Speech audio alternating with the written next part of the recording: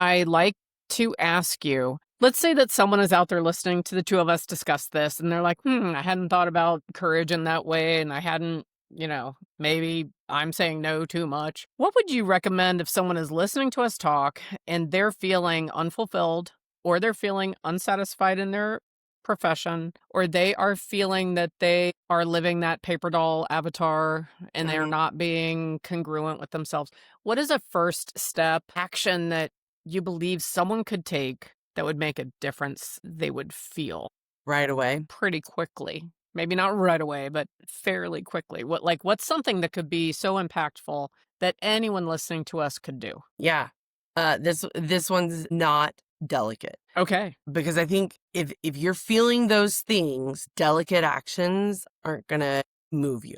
Delicate Correct. actions are gonna just kind of put a little bit of a whitewash over it, and then you're gonna go to bed and wake up tomorrow and still kind of feel some of that same thing, and that's not Right. gonna move you. So I would strongly encourage you go stand in front of a mirror, and Mhm. if you need to like take this podcast there with you, go get in front of a mirror and go stand in front of it. And I want you to stand in front of the mirror and literally stand and look yourself in the eyes for 60 seconds straight. And while you're looking yourself in the eyes, I want you to just listen to something for a minute. I want you to look at those eyes and think for a second. Is the person that you're looking at someone who truly, authentically has given themselves permission to show up fully? Have you really, truly given yourself permission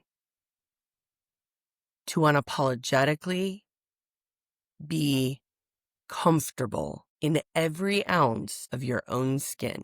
If there is a voice that is waking up right now that says no, I want you to listen really closely to that voice and ask yourself, whose voice is that really? And I want you to keep looking in that mirror for a second and ask, what would be the one thing I would ask that person to believe about me right now if they were standing here with me? And before you move forward and move into massive action or go into massive judgment, I want you to tell yourself you're friggin' awesome, because you are, because that's not an easy exercise. And it's one that when you do it really deeply and really authentically, more times than not, you're going to hear a voice that probably comes from very early periods of childhood, from Yes. very early moments in life.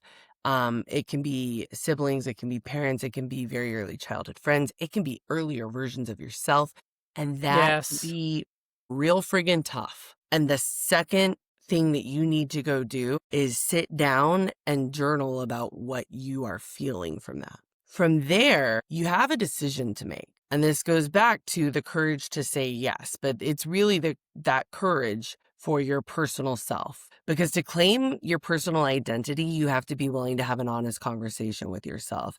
And the first honest conversation is, hey, am I the one allowing myself to be me? Or am I the one telling myself no? Because while you are putting someone else's voice or name or words on top of what you just heard while you looked in the mirror, darling, those were your thoughts and those Mhm. were your words and those were your feelings. And so you got to get really clear. Why are you the one telling yourself no? And either a therapist or a coach can walk you through that, maybe both. But the next step would be to reach out and find a therapist or a coach that you could sit down and do some of that work with. Right.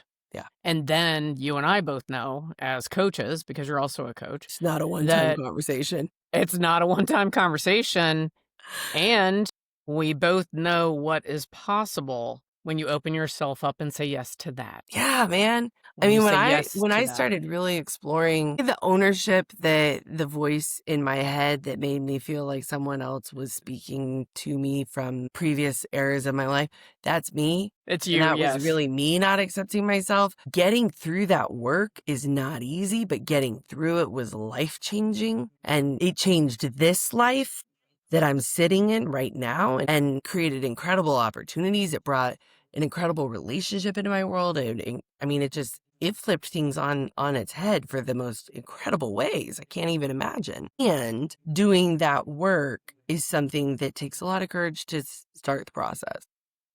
Yes. Absolutely. It Be really does. gentle with And yourself. It I might take a couple of times and nudging yourself to make the choice to do it. Right. And you probably have a similar situation. I have a lot of clients that actually have a coach and a therapist. And the thing that's Oh, yeah. funny is every once in a blue moon, I'll be like, hey, how's it going with Betty Lou? And vice versa. So sometimes they'll tell me, well, my therapist asked if, how I was engaging with what we were working on. So it is anyone listening, it's okay to have both or have Oh, yeah. one. I Yeah. think But it I is have both. amazing. Transparently, I have both.